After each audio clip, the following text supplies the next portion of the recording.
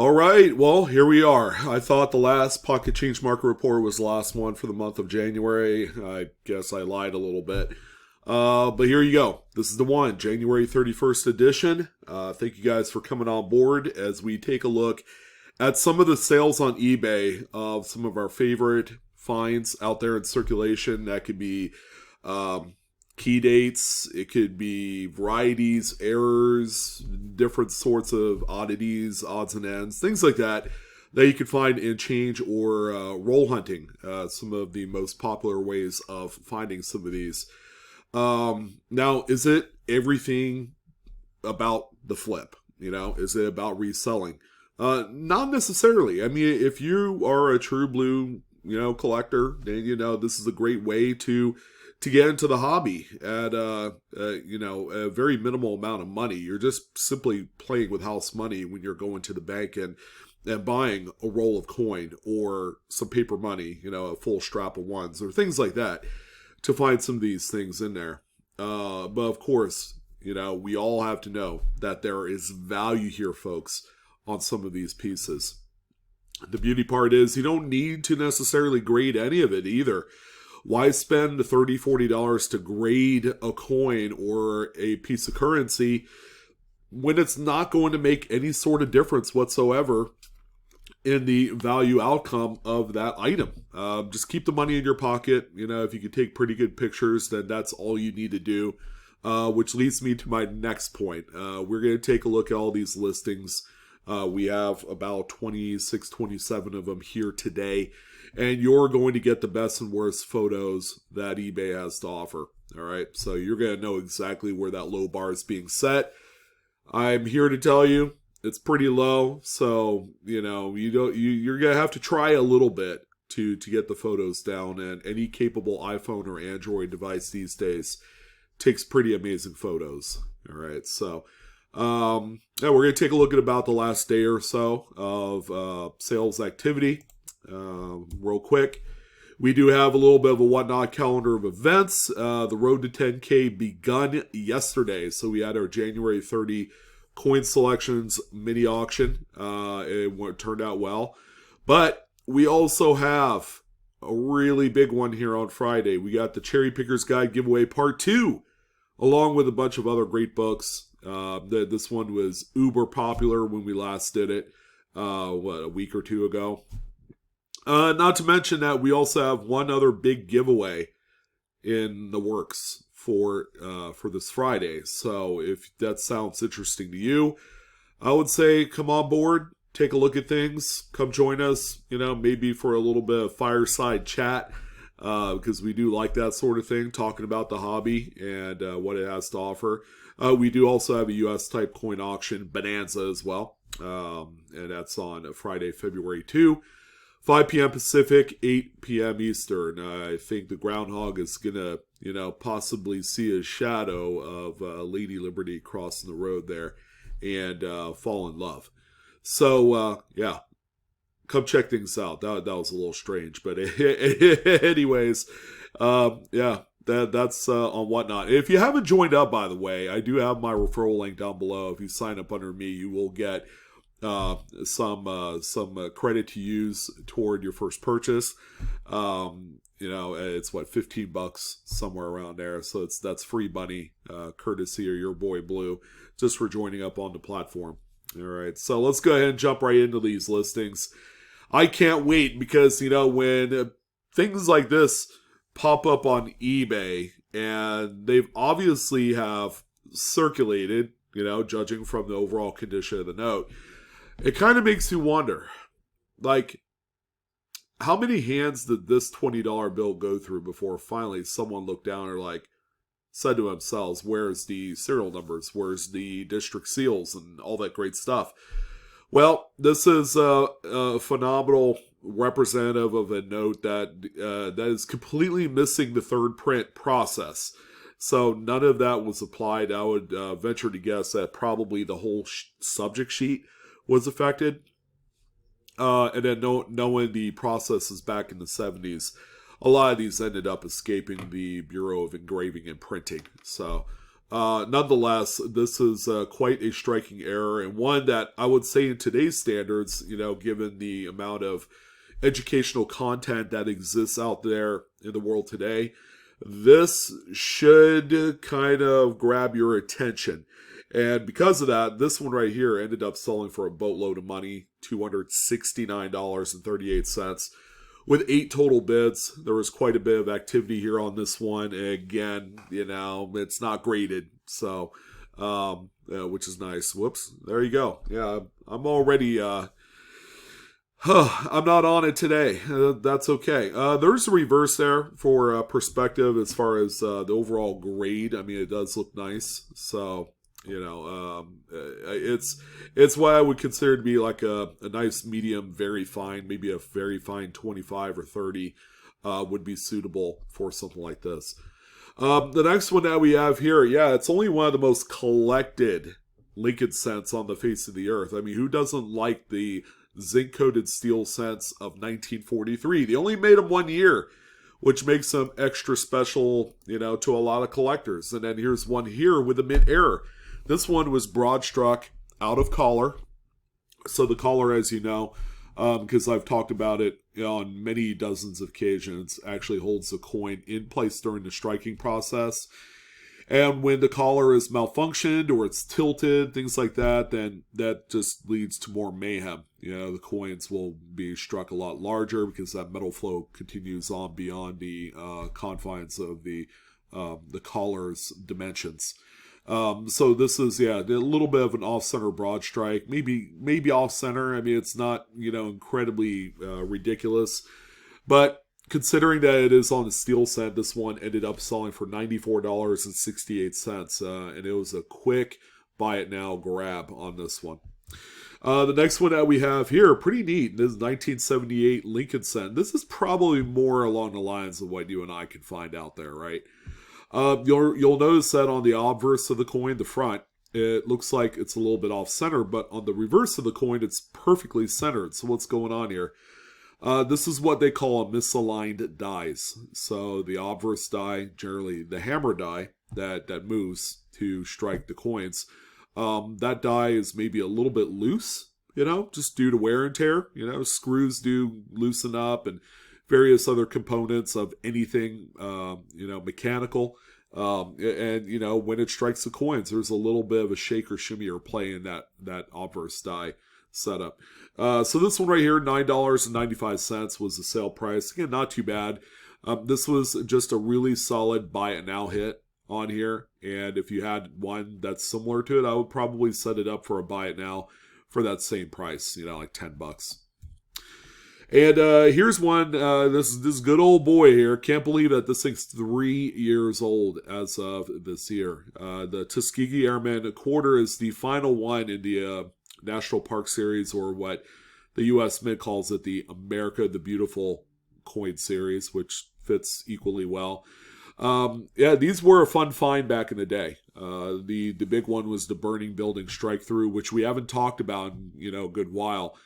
There just hasn't been nearly as many on the open market as, when the first time around when these were found. This one right here is on the list, however, for a different reason. Now, keep in mind, this is a Philadelphia struck coin. The date is 2021. And check that out. You got a nice sized die chip right on the Airman's goggles right there. Good, coming so close to connecting to the word wars on there. So, yeah, that's pretty crazy. That's one of the bigger size die chips I've seen on the goggles, which is a common area for die chips on these. And this particular one just so happened to sold for $22.36. I mean, who would have thought it would be worth that much, trading one in for a $20 bill? I would say that's a pretty good trade-off there any day of the week. Now, here's the other one that we are used to seeing, all right? This is the first one in probably a long while that I've seen. As you know, I check out listings of the last 24 hours. So, I don't get to a full week of sales for these things. And, sometimes if one sells, on a Monday, I won't know about it. because I do these shows on Saturdays and Wednesdays. And generally, I only go back 24 hours. So if one did pop up on a Monday, I wouldn't know. But it used to be, as recently about maybe a year and a half ago, these things were just being sold daily, and we're seeing less of those. So when we look here, right where the Tuskegee Airmen headquarters is, you can see that field restricted strike through, which was a strike through of grease and debris, and it also involved the feeder finger also making contact with that die. This particular one sold for $30.55, showing all of us that there is still a little bit of value in these things. They're not $300-400 like they once were, but $30 is still a very respectable amount of earnings for a coin that has quite a bit of circulation wear like this one. Here's a 1995 Lincoln cent. Real simple. This one has a little die chip that forms the I and a B together in Liberty. All right, so we usually see BIE cents, which is a die chip that connects to B and E. But in this case, it could connect any two of the letters, depending on how real close they are on the design die. This is something that more likely happens between the I and B and the B and E on there. This one sold for, what is this, $10? So these are very collected. There are some out there that have never been attributed yet.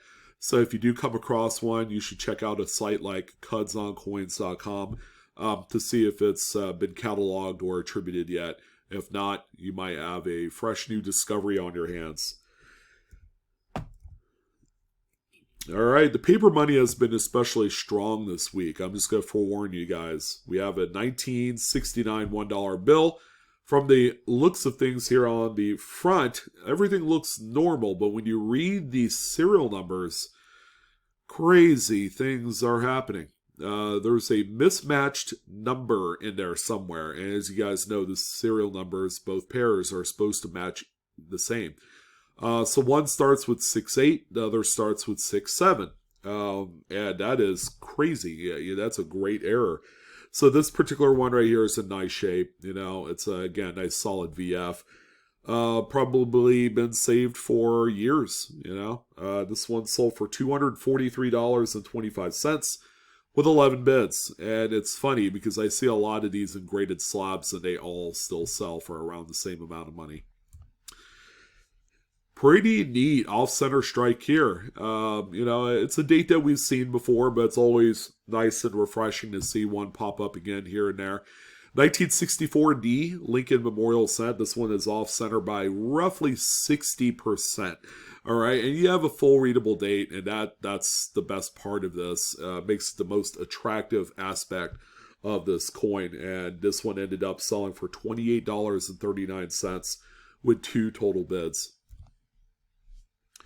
Our big feature subject coin is this candy $50. All right, so yeah, we had already seen our first misaligned dies error here, the 78 Lincoln cent, and we have another one, this time on a Kennedy $50, something that we don't traditionally see these things on.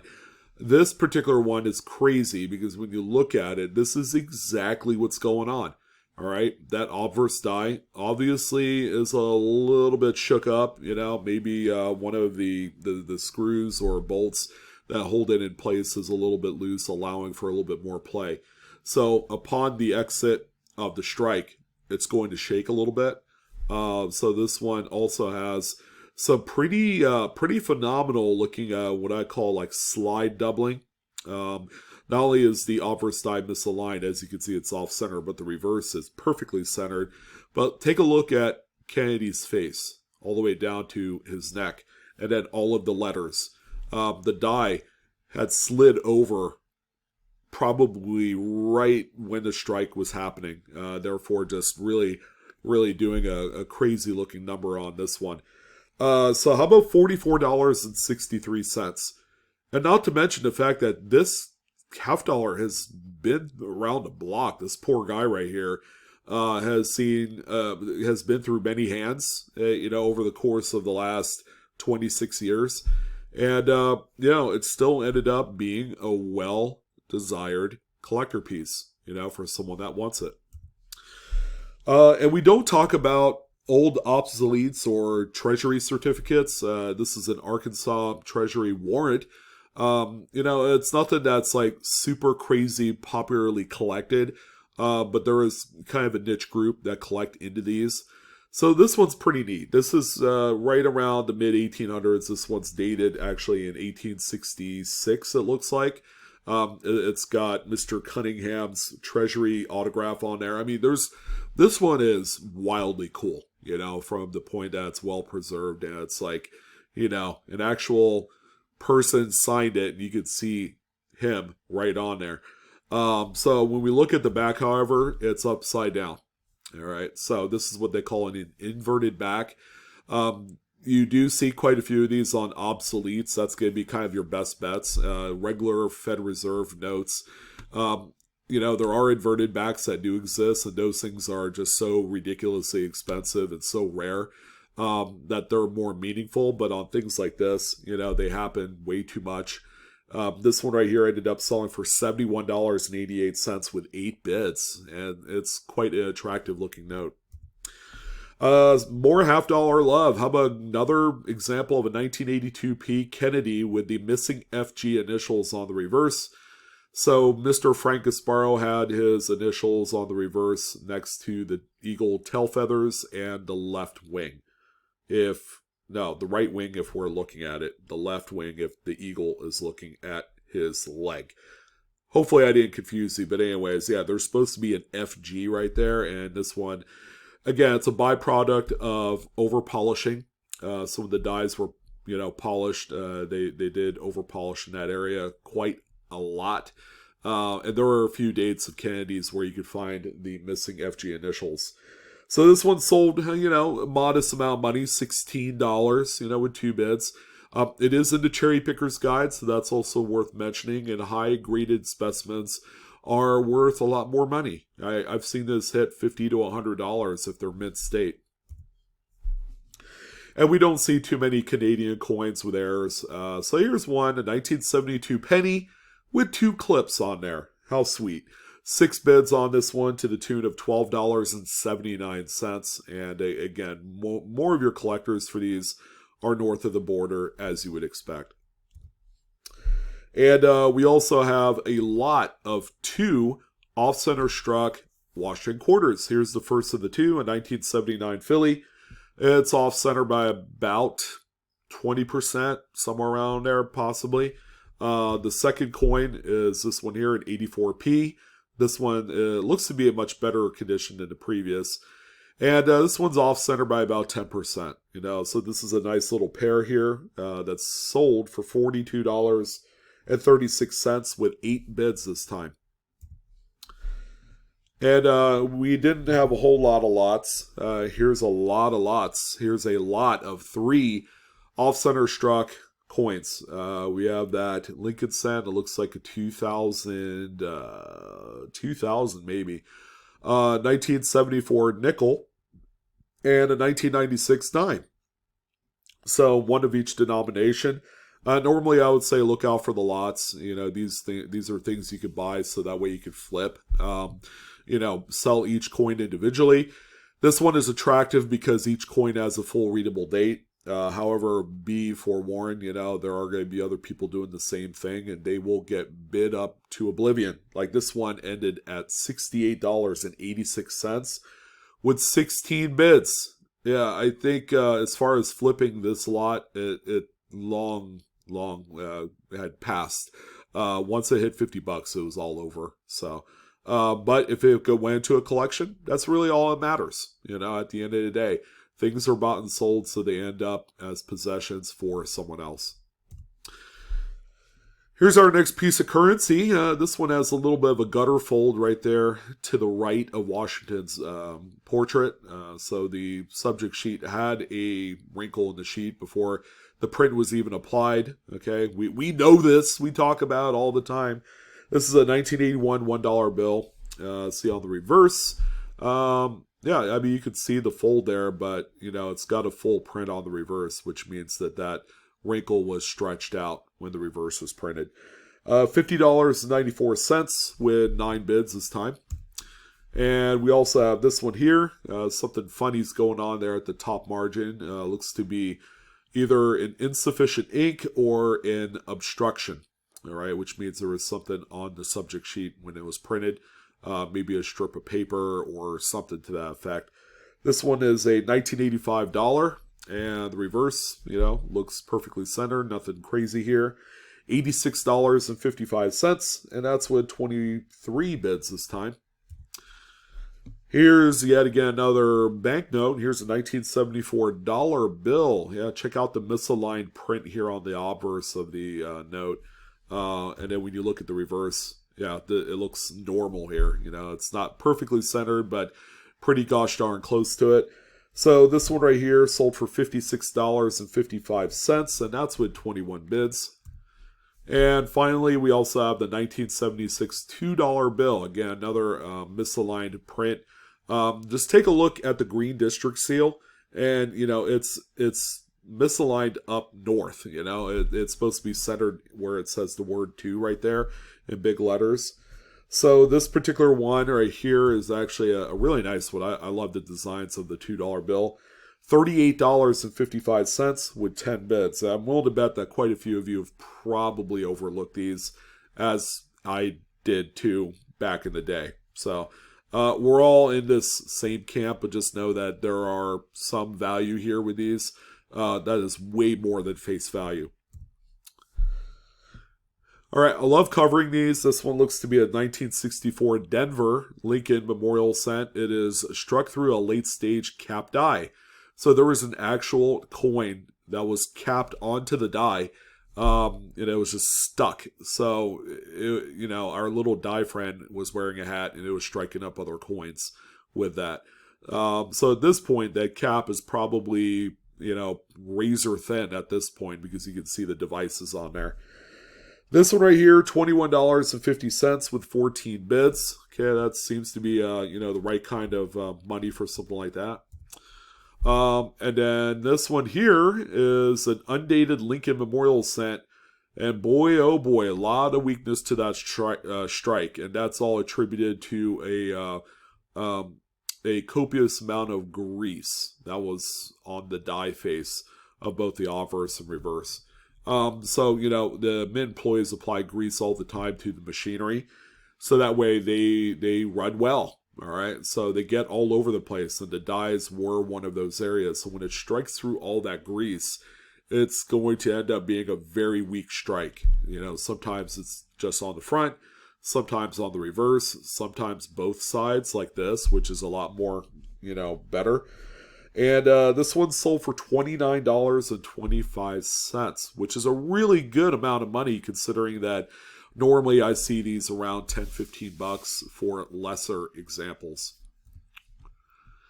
And you should always be looking at your 1897 Indian head cents. You know why? Because there's a mispunched digit of the date in the Indian's neck. I don't know if you can see that little nub sticking out like an Adam's apple. That's actually the top flag of the one. And Mint employees are notorious for testing out the hardness of the dies by punching random numbers, because they used to punch the numbers independently into the working die. They are notorious for testing out the hardness of the dies by punching numbers into crowded design areas of the die. Like the hair or the denticles, which is the little T things that go around the rim there. This is not a high-grade example. It's like a prototypical good coin by grading standards. But these are still very well collected in any grade. This one, $34.98. I believe there was like 4 of them that sold all together. I think probably the same guy bought all 4 as they sold within minutes of each other. So that's worth noting as well. Yeah, we weren't done with paper money, in case you guys are wondering. We came across this 1969 $20 bill where the overprint is way misaligned south on this one. This is nutty. This is a nutty note. And just judging from the overall condition of the note, which looks Looks AU. There's very little wear of any sort on this note. It was found out very early on by someone who is about as curious as you can be for the early 70s, I guess. So this one right here, $288. Keeping in mind that any misalignment of any print whatsoever, the more wildly misaligned they are, the more money they're going to bring on the secondary market. That's just kind of par for the course when it comes to these things. And how cool is this? I would have bought this for this money, by the way. This is a full roll of 50 1960 small date Lincoln Memorial sets. This is the tougher variant of the two different date sizes that you could find. 1960 is just an overall really good date to search through. And this is a full roll of 50. And I usually sell these for like 10, 15 bucks a piece. So when I tell you that this roll sold for $163.05 with 2 bids, someone out there could be making like $300 off this roll. It was criminally cheap. For a reseller, this is kind of like paradise right here. So again, I encourage you guys to keep your eyes peeled, even on eBay. We don't necessarily have to go to the bank to find our riches. You know, someone's, hurriness to get rid of these things at any cost might end up being a pretty big windfall for someone who does reselling on the platform. Again, that top tail of the 6 is very short. This is indeed a small date, and there are 50 of them, all brilliant uncirculated reds. My goodness, I am more than a little bit jealous here on this one. And Civil War tokens, we don't talk about that much, but what if you have a Civil War token that looks the same on both sides, except that one other side is that all the design is backwards. All right, they call this a full mirror brockage. All right, so first strike brockage. You know that whole cap die theory. That's exactly what we have here. So there was another Civil War token that was stuck fresh to the die. It did not move, and then that first initial coin or token that it struck right afterwards gets the full brockage treatment. And that's what we have here. This thing is phenomenal. Now, a full brockage, full mirror brockage is always more relevant on any U.S. coin. Civil War tokens, there was a lot of mayhem, a lot of screw-ups on these things, a lot of cuts, cracks, terminal stuff, all sorts of weird stuff that happened during this period. So this one right here, by the way, it's Albany, New York is what this particular Civil War token is for or from. This one sold for $453.19 with 27 bids. So again, this is a highly collected piece, and the sale price certainly justifies it. Yeah, this one, easy to miss. I'm not going to lie. 1976 Lincoln Memorial set with a little cud die break on the word God and we, right there on the motto. You would blink and totally miss it. As did, many, many other hundreds, if not thousands of people that have held onto this coin in their pocket change. So $60.68 was the sale price, and that's with 5 bids. That's a rather small cut for that kind of money. Usually I'll say, oh, that's a cute $25 cut. No, $60, and that's with a lot of bidding.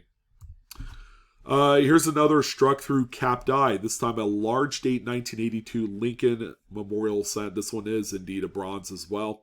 This is about as late stage as you could get because you have the full imprint of like Liberty, the date on there, the motto. You could read it to an extent.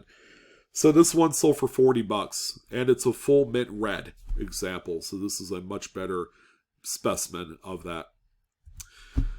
And we are going to end things off here on the Pocket Change Market Report with one of my favorites, a true doozy, and one that's not graded. Hello. 1955 doubled die obverse Lincoln wheat cent. My goodness, I never get tired of looking at these things. They are nutty. Check out the doubling on the obverse there and you'll understand why. Now, it's probably a good reason why this one was not graded. It's got some kind of like carbon spotting on there, which I don't know. It's not everybody's favorite thing to look at, but it's on a very collectible coin that is very, very expensive. Like this one right here ended up selling for $1,525, 41 bids strong. I mean, everybody was ready to bid on this. This is kind of like a low budget piece here.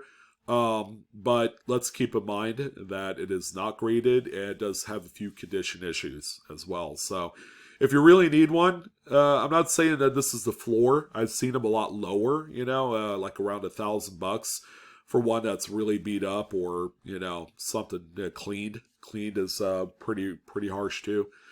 So that's it. That's how we're going to end things off here on the month of January was with a 1955 DDO. I think that's cool. Alright, the video is for entertainment purposes only, not financial advice whatsoever. Please do collect and grade responsibly. Thank you guys for coming on board again for the Pocket Change Market Report. I'm your host, Sean, with BlueRidgeSilverhound. Don't forget to like, share, and subscribe. You know the deal. I keep saying it every single time, and I would say 4% of you guys actually subscribe to my channel. I'm trying to hit 1 million while I'm still around. Please make that happen.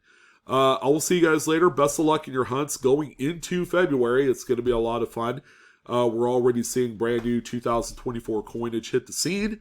So that's just going to add fuel to the fire to your passion to hunt as well. So you guys take care. And I will see you on the next coin video.